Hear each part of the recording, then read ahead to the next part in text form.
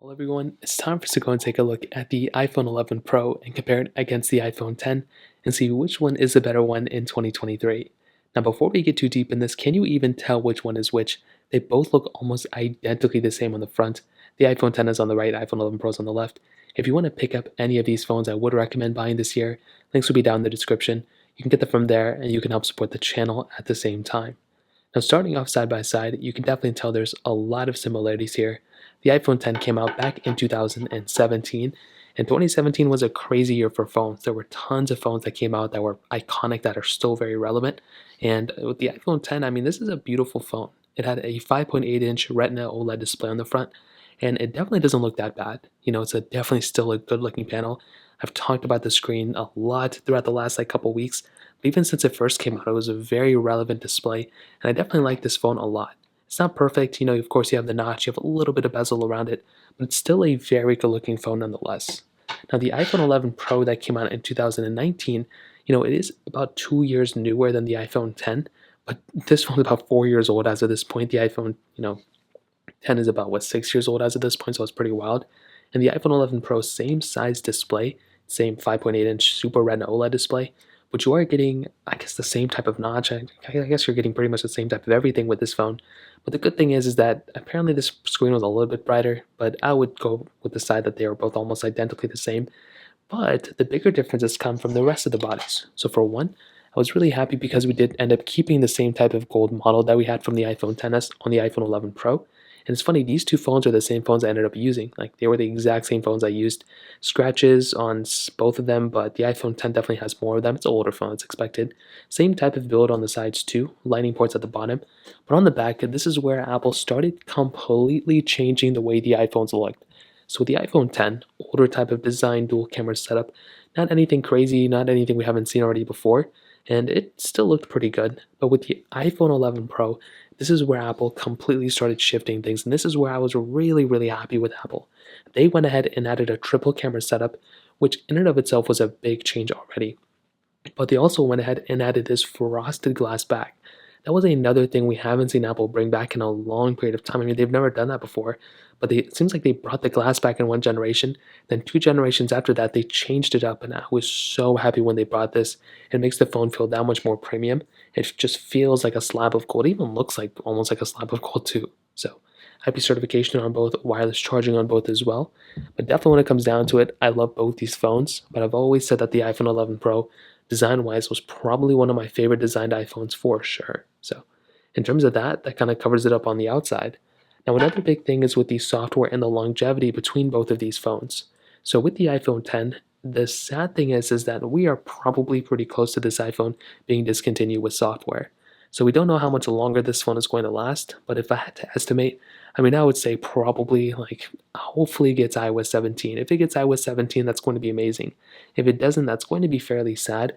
But with a phone like the iPhone 11 Pro, I mean, this phone, although it is about, 4 years old this year, it's still, I mean, we're still we're probably at least 2 years away from this thing seeing its last version of software. Maybe iOS 19, maybe even iOS 20, who knows? Maybe it doesn't last that long. But this phone's definitely going to be getting iOS 17, probably going to be getting iOS 18, and hopefully it'll get iOS 19. So that's kind of how I see the future of this type of device going forward. Now let's go and do a speed comparison between both of these phones. The iPhone 11 Pro has that Apple A13 Bionic chip inside of it with 4 gigabytes of RAM, where the iPhone 10 has that Apple A11 Bionic chip inside of it with 3 gigabytes of RAM. So let's go and see which one's the faster one between both. Okay, there we go. All the apps are cleared out in the background except for that one. I'll go and load it up on both so we kind of get it even. Let's do phone calls, 3, 2, 1. Okay, I think the 11 Pro is faster. Let's go and do their app stores, 3, 2, 1. And about the same thing, iPhone 10 is here, iPhone 11 Pro is here. Let's go and scroll through, let's see if there's any big differences. And the iPhone 11 Pro definitely seems to me that it is somewhat of the faster one right here. I just hit the camera, my bad. Let's go and hop out of these two. Let's go and get into mail. Let's skip that one. Let's do camera, 3, 2, 1. Okay, nothing crazy. Let's go and hop out of both of these. Let's do photos, 3, 2, 1. Okay, kind of the same thing, very surprising. Let's try settings, 3, 2, 1. So even little things like that, I've always noticed that the older iPhones are definitely going to be slower, but those things definitely do add up over a period of time. Files, 3, 2, 1. Okay, I'm surprised that we opened up that on there. Let's go and try iTunes Store 3, 2, 1. Again, the iPhone 11 Pro is faster. Let's go and open up some of these third-party applications. Let's try Temple Run 2, 3, 2, 1.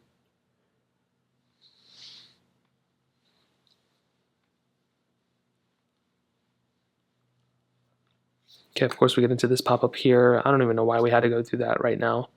I would probably still say the iPhone 11 Pro would have been faster. Maybe it wouldn't have been that big of a difference between these two. Still unfortunate that ended up happening. Let's go and click play. Let's see if there's a difference. And there were definitely some glitches on both. I don't know if there was one that was completely faster than the other one. Hopping out of these two. Let's go and get into something like Facebook 3, 2, 1. The iPhone 11 Pro was quite faster there. Twitter 3, 2, 1. So we do have, we're logged into here, so that's kind of one thing. So go and hop out of these two. Let's go and get into something like Dropbox 3, 2, 1. Okay, I think that one was faster on the 11 Pro as well. And let's try Genshin Impact. This is a pretty large game, and I guess I don't even have it here, which is unfortunate. So I think we do have Jetpack Joyride on both, though. I guess we'll do Subway Surfers 3, 2, 1. So this game is not that large either, but still a very interesting game to test out. I mean, you can even see right here that the 11 Pro is just significantly way ahead of the iPhone 10. So the heavier intensive the game is, the bigger the game is, the more you're going to be able to see these types of differences. So when it comes down to it, I'll definitely tell you, I think the iPhone 11 Pro is clearly the faster one. I think the iPhone 10 is still doing a great job for how old it is, but the iPhone 11 Pro is probably the faster one when it comes down to it.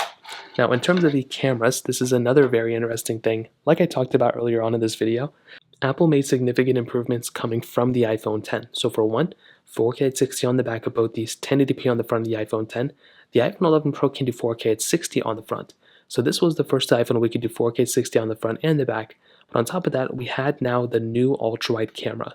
This was a very smart thing from Apple, and I'm really happy they brought the ultra-wide camera onto their devices. Now with the iPhone 10, still a pretty okay camera. It's a dual camera setup. You're not going to be, changing anybody's minds or, wowing anybody with this type of camera anymore. But I do think, Apple did a good job with it. It could have been way worse. You have video mode, slow mode, time lapse, portrait mode, square panorama mode, and I'm pretty sure you have the same type of modes between both. So within the stock camera, you're kind of getting the same features. Like this one does not have cinematic mode or anything crazy, and neither does the iPhone 10. So although I would 100% recommend the iPhone 11 Pro camera, it's not like you're getting like an insane amount more features on this one. It's just higher quality, and you're getting that ultra-wide camera, which in my opinion is probably worth the upgrade. Now with this one, like I said, you're getting the same type of modes, so slow mode, time lapse, portrait mode, panorama mode. But this one, not only are you still maintaining that 10x zoom, but you're also getting 0.5x zoom zooming out on the outside. That is another big asset that you have on this type of phone. And that in and of itself is one of my favorite things about this device for sure. So when it comes down to that, that is another beautiful thing about this specific device. And to kind of sum up this video, what I'll definitely tell you is I definitely do think the iPhone 11 Pro is a very good phone, and it's still a very awesome deal. Like this thing you can probably pick up $350, less than $400, and that is a very solid phone to pick up for that price tag. I mean, this thing sells a lot of power within it, sells a lot of capability, battery life's still pretty good, it's very stable, and I've used this phone back in 2019 to 2020, and I had an amazing time with it. The iPhone 10, if you're still using this phone, I would say go for it, but I probably wouldn't recommend buying this phone that much anymore if you plan on keeping a phone like a 2-year, 3-year period. If you still own this phone, I would recommend buying it. If you're on an extreme budget, then I think this is a pretty good phone. But if you're able to swing up, I would probably recommend buying the iPhone 11 Pro. So that pretty much covers it up. If you have any other thoughts or questions, let me know in the comment section below. Hit the like button, that would mean so much, but definitely hit that subscribe button. More importantly than everything else, I love every single one of you guys. Hopefully I'll catch you guys in the next video. Peace out till then.